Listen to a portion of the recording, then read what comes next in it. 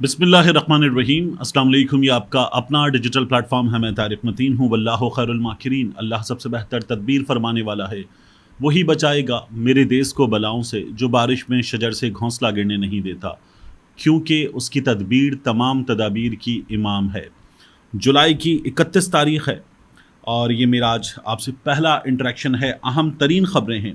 عمران خان صاحب نے تمام پروپیگنڈا ٹھا کر کے رکھ دیا ہے، ٹھس کر دیا ہے اور بات بالکل صاف کر دی ہے۔ عمران خان صاحب جیل میں، جب بندہ جیل میں ہے تو اس کا بیان رپورٹ ہوتا ہے۔ وہ رپورٹر جو سن رہا ہے وہ کئی دفعہ کاغذ قلم لے کر جاتا ہے، بعض دفعہ یہ بھی پتہ چلتا ہے کہ کاغذ قلم بھی لے کر نہیں جاتا۔ وہ رپورٹر باہر آ کر عمران خان صاحب کے جملے بتاتا ہے، تھوڑا بہت فرق بھی ہوتا ہے ان تمام جملوں میں، اور پھر اس کے بعد عمران خان صاحب کا ہمارے سامنے جو ورژن ہے وہ دو طریقوں سے آ سکتا ہے۔ ایک یہ کہ عمران خان صاحب خود سامنے آ جائیں اور آ کر دے دیں اپنا ورژن، یا پھر پاکستان تحریک انصاف کے ٹویٹر ہینڈل سے، عمران خان صاحب کے ٹویٹر ہینڈل سے جو ورژن سامنے آئے وہ ورژن عمران خان کا ہے، کیونکہ ہم یہ کہتے ہیں کہ یہ جو 71 والا ٹویٹ ہے یہ بھی عمران خان کا ورژن ہے، یہ پاکستان تحریک انصاف کا ورژن ہے۔ اگر اسے ہم بالکل ٹھیک مان رہے ہیں، ورژن مان رہے ہیں، تو پھر اب جو عمران خان کے اکاؤنٹ سے ٹویٹ کیا گیا ہے اسے بھی ورژن ہمیں ماننا ہوگا، کیونکہ ہم اسی کو ورژن مان کے عمران خان پہ مقدمہ بھی ٹھوک سکتے ہیں، تو پھر اس کو بھی ورژن ماننا ہوگا۔ تو عمران خان صاحب نے یہ جو معاملہ ہے کہ عمران خان گھٹنے ٹیک گیا، عمران خان لیٹ گیا، عمران خان نے ہاتھ جوڑ دیے، انقلابی ٹھنڈا ہو گیا، یہ سب کچھ عمران خان نے صاف کر دیا ہے۔ کیا کیا ہے میں ابھی آپ کے سامنے اس حوالے سے معلومات رکھ دیتا ہوں۔ میاں نواز شریف کی ایک مصیبت ہے اس نظام میں۔ میاں نواز شریف جو انتہائی ارریلیونٹ ہے، مری میں کھڑے ہو کر روٹی دیکھ سکتے ہیں، لاہور میں بیٹھ کر وہ کامران لاشاری صاحب سے یہ پوچھ سکتے ہیں کہ ورلڈ سٹی اتھارٹی میں کیا کام ہو رہا ہے، اندرون لاہور اس اتھارٹی میں کیا کام ہو رہا ہے، یا میاں نواز شریف صاحب کوئی واسا کی میٹنگ وغیرہ اٹینڈ کر لیتے ہیں۔ ہمارے سامنے کبھی کبھار فوٹیجز آ جاتی ہیں۔ تو اب وہ میاں نواز شریف صاحب، ان کے حلقے کا کچا چٹھا مسلسل کھل رہا ہے، اور وہاں پر جو وارداتیں ڈالی جا رہی ہیں وہ وارداتیں بھی سامنے آ رہی ہیں۔ اب یہ جو گوگل ڈرائیو ہے یہ ایسی چیز ہے کہ آپ جو کریں گے، ٹیکنالوجی ہے، یہ آپ کو ننگا کرتی جائے گی۔ تو جو کچھ ہو رہا ہے وہ سامنے آ رہا ہے مکمل طور پر، اس کی بھی بات کریں گے۔ سب سے پہلے ایک چیز دیکھیے آپ، یہ سہیل وڑائی صاحب کا بیان ہے جو میں آپ کو دکھا رہا ہوں۔ سہیل وڑائی صاحب کہتے ہیں عمران خان صاحب کی یہ جو بات ہوئی نا کہ اپنا نمائندہ بتائیے، مذاکرات کریں گے، تو سہیل وڑائی صاحب کہتے ہیں بیچ چوراہے میں مذاکرات کی آفر آئین اور جمہوریت کا مذاق ہے، آئین اور جمہوریت کا مذاق ہے، یہ قانونی، آئینی اور سیاسی طور پر غلط ہے، سیاستدانوں سے مذاکرات ہونے چاہیے۔ یہ سہیل وڑائی صاحب بتا رہے ہیں ہمیں۔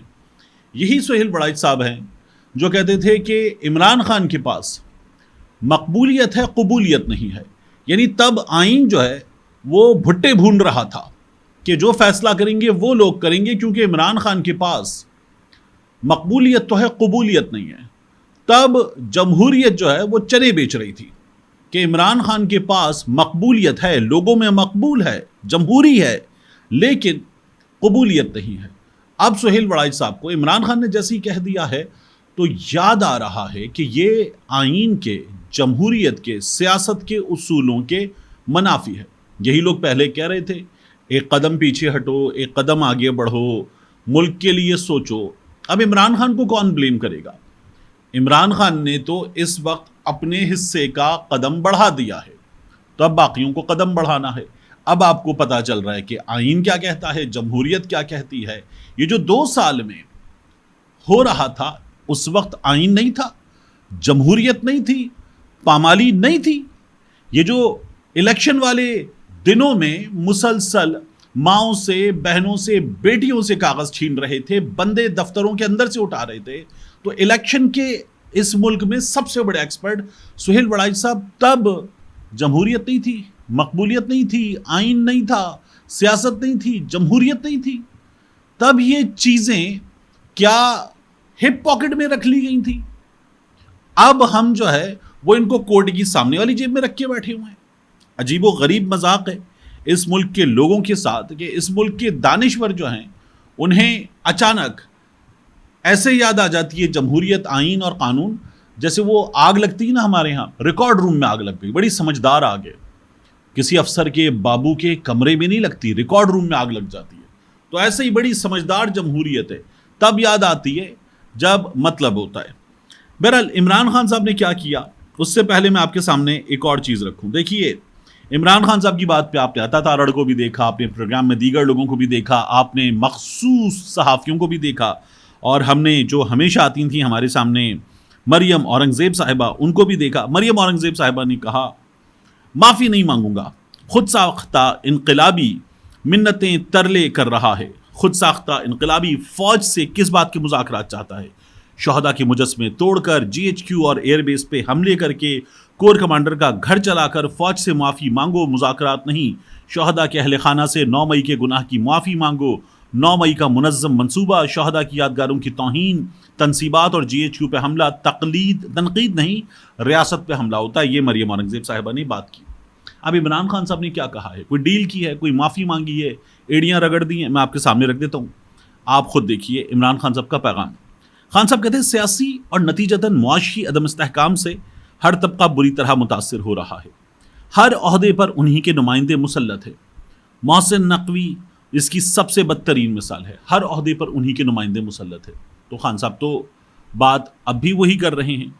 پھر خان صاحب آگے کہتے اپنی گفتگو میں اصلی فیصلہ ساز فوجی قیادت کے ساتھ مذاکرات کو ترجیح دیتے ہیں.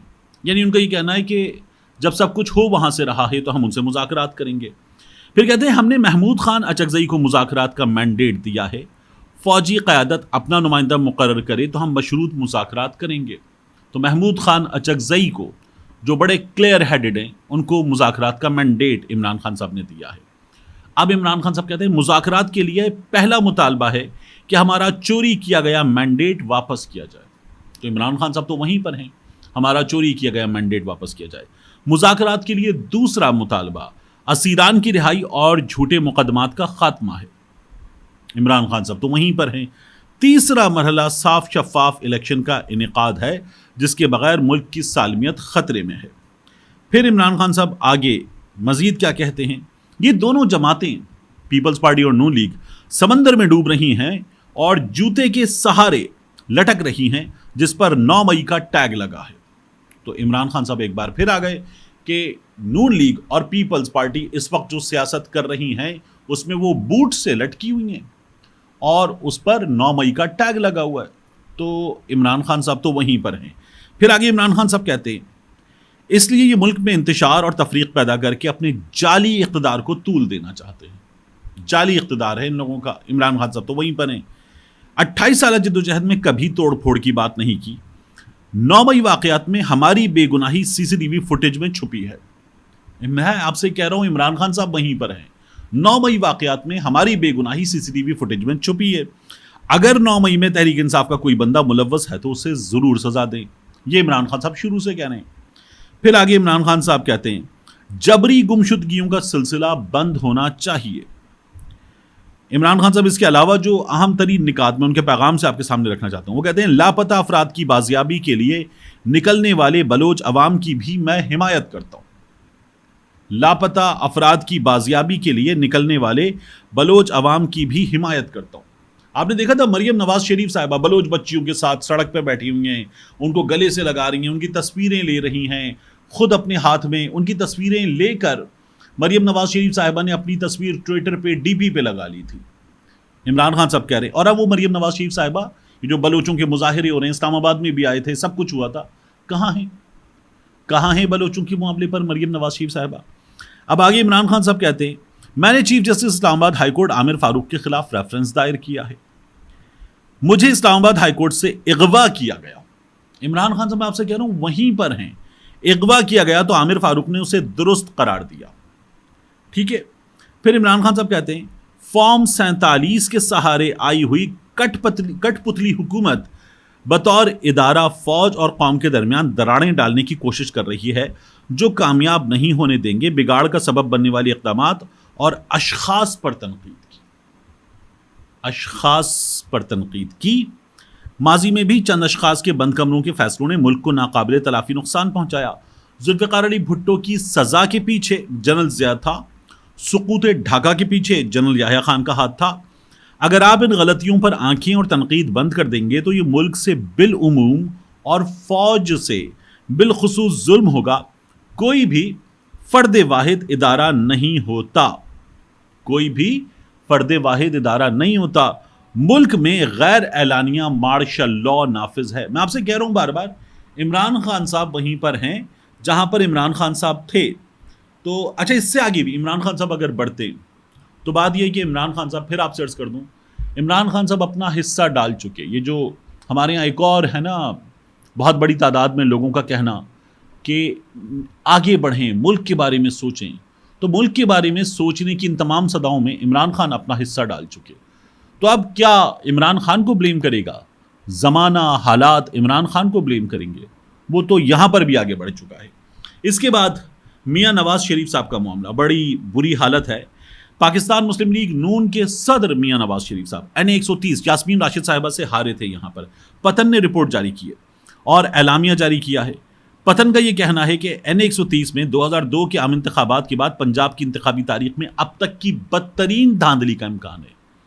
2002 کے بعد اب تک کی بدترین دھاندلی کا امکان ہے، کیونکہ کئی فارم 45 پر NA 130 کے لیے ٹرن آؤٹ 90% سے 102% کے درمیان ہے۔ کتنا؟ 102%۔ کمال ہے، جتنے ووٹ ہیں اس سے زیادہ ووٹ۔ صوبائی اسمبلی کی نشستوں کے لیے ٹرن آؤٹ تقریباً 40% رہا ہے۔ یہ کیسے ہو سکتا ہے کہ ایک بندہ جائے، گھر سے اٹھے، فیملی کو لے، بیوی بچوں کو لے، جو ووٹ ڈالنے کے قابل لوگ ہیں ان کو لے کر لائن میں لگ کے کھڑا ہو ووٹ ڈالنے؟ 8 فروری سردی ہے، جا کے لائن میں کھڑا ہو اور اس کے بعد وہ صرف NA کا ووٹ ڈالے اور آ جائے، نیچے جو صوبائی کے ووٹ ہیں وہ نہ ڈالے؟ یہ کیسے ہو سکتا ہے؟ تقریباً 78,000 ووٹ زیادہ ہے NA میں، تو جو صوبائی کے دونوں حلقے ہیں نیچے، ان میں جو ووٹ ڈلے گا وہی ووٹ، یعنی آپ صوبائی کے بھی ووٹ ڈالیں گے اور اوپر کا بھی ووٹ ڈالیں گے۔ آپ اپنے صوبائی حلقے کا ووٹ نہ ڈالیں، صرف میاں صاحب کو ووٹ ڈال کے آ جائیں، ایسے ہوتا ہے۔ پھر اس کے بعد پتن والے کہتے ہیں بظاہر فارم 45 پر پولنگ ووٹوں میں اپنا حصہ بڑھا کر انتخابی عہدیداروں کو مجبور کیا گیا۔ انہی پولنگ اسٹیشنز کے لیے بھی مجموعی ٹرن آؤٹ میں اضافہ ہوا۔ آخر کار انہیں جعلی فارم 47 بھی تیار کرنے پر مجبور کیا۔ تاہم اس جوڑ توڑ نے نہ صرف NA 130 کے اندر بلکہ صوبائی نشستوں کے ساتھ انتخابی نتائج کے فارم میں غیر معمولی تضادات پیدا کر دیے۔ سب کھل کے سامنے آ گیا۔ اب پتن کیا بتا رہا ہے؟ حلقہ NA 130 کو 376 پولنگ اسٹیشنز میں تقسیم کیا گیا تھا، اور یہ جو میں نے آپ کو بتایا تقریباً 78,000 کا فرق ہے۔ اس فرق کے حوالے سے NA 130 PP 170 PP 173 PP 174 کے لیے قائم کیے گئے مشترکہ پولنگ اسٹیشنز میں بہت زیادہ فرق ہے۔ 82 فارم 45 پر NA 130 کے لیے اوسطاً ٹرن آؤٹ 86% تک تھا۔ 86%، 82 فارم 45 پر، جبکہ انہی پولنگ اسٹیشنز میں صوبائی نشستوں کے لیے اوسطاً ٹرن آؤٹ 41% تھا۔ 45% زیادہ ٹرن آؤٹ، واہ واہ واہ۔ اسی طرح کا فرق 36 دیگر پولنگ اسٹیشنز میں دیکھا جا سکتا ہے، جہاں ٹرن آؤٹ 90 اور 99% کے درمیان تھا، لیکن صوبائی اسمبلیوں کی سیٹوں کے لیے یہ 40% سے کم تھا۔ تو میاں صاحب، آپ جس طرح سے جعلی جیت کے ساتھ، اور آپ کے تو بار بار ہم نے دیکھا ہے کہ جو ڈاکیومنٹس ہیں گوگل ڈرائیو میں، وہاں پر چینجز بھی کیے گئے ہیں۔ آپ کے فارم 45 اپلوڈ نہیں تھے، بعد میں اپلوڈ کیے گئے ہیں۔ جو ابتدائی طور پر آپ کا نتیجہ بنا تھا وہ بھی پورے پاکستان کے سامنے ہے، لیکن آپ اس جیت کو چمٹ کر بیٹھ گئے ہیں۔ بہتر یہ تھا کہ آپ یہ جیت یاسمین راشد صاحبہ کی تھی، ان کو دیتے، اپنی ہار تسلیم کرتے، آپ بڑے لیڈر بن سکتے تھے۔ آپ کے پاس موقع تھا کہ آپ خود کو بڑا لیڈر ثابت کرتے۔ اسپورٹس مین اسپرٹ بڑی چیز ہوتا ہے، لیکن آپ میں ہے نہیں، تو یہ آپ نے کیا ہے۔ آپ بار بار اس حلقے کا مزید پوسٹ مارٹم ہو رہا ہے، الیکشن کمیشن اس میں کچھ نہ کچھ روزانہ کی بنیاد پہ بھر رہا ہے، اور اس کا کچا چٹھا کھل کے سامنے آتا جا رہا ہے۔ میاں صاحب بہت بری ہو رہی ہے۔ آخر میں آپ سرچ کروں، برطانیہ میں ساؤتھ پورٹ، یہاں پر ایک عدد یوگا سینٹر میں خواتین ورزش وغیرہ کر رہی تھیں، ورک آؤٹ کر رہی تھیں، یہاں چاقو سے حملہ کیا گیا، اور یہ حملہ کیا ایک 17 سالہ شخص نے۔ وہاں پہ خبروں میں لکھا جاتا ہے ہوم گرون، یعنی وہ برطانیہ میں پیدا ہوا برطانوی شخص، اس نے یہ حملہ کیا، 3 خواتین کی اس نے جان لے لی۔ اس کے بعد وہاں ٹھیک ٹھاک مظاہرے ہوئے، ہنگامہ آرائی کی صورتحال. جو کیئر سٹارمر ہیں برطانوی وزیر اعظم، انہوں نے بھی تشویش کا اظہار کیا اور انہوں نے کہا کہ اس پہ انصاف ہوگا. وہاں ہم نے دیکھا کہ ایک مسجد پہ بھی حملہ ہوا ہے، صورتحال بڑی خراب ہے. ان حالات میں پولیس والوں پہ حملے ہوئے ہیں اور پولیس والے مظاہرین کو روکنے کی کوشش کر رہے ہیں. یہ صورتحال تھی. پولیس والے ویسے بھی بیچارے بیک فٹ پہ اس لیے تھے، وہاں رپورٹرز یہ بتا رہے ہیں کہ ابھی جو واقعہ پیش آیا تھا ایک ایئرپورٹ پر، پاکستانی فیملی کو مارا پیٹا تھا پولیس نے، زیادتی کی تھی. اس کے بعد پولیس والے ظاہر ہے کہ بیک فٹ پر ہیں. یہ واقعات ہوئے. دوسرا ایک اور چیز ہوئی 2023 میں، پورے سال میں 12 مہینوں میں جو چاقو سے حملے کے واقعات ہوئے. یہ بھی چاقو سے حملہ کیا گیا تھا، 3 خواتین کو مار دیا گیا. چاقو سے حملے کے 14,000 سے زائد واقعات ہوئے. 14,000 سے زائد واقعات 365 دنوں میں. تو اتنے زیادہ واقعات یہ برطانیہ میں عدم برداشت کے ایک نئے ٹرینڈ کی نشاندہی کر رہے ہیں. یہ وہ لوگ ہیں جو پوری دنیا کو بتاتے ہیں عدم برداشت کیا ہے، انسانی حقوق کیا ہیں، لوگوں کی حفاظت کیسے کی جاتی ہے، مدر آف آل ڈیموکریسیز. ان کا اپنا حال بہت برا ہے. ان کے لیے سوچنے کا مقام ہے. ملتے ہیں انشاءاللہ آپ سے اگلی ویڈیو میں.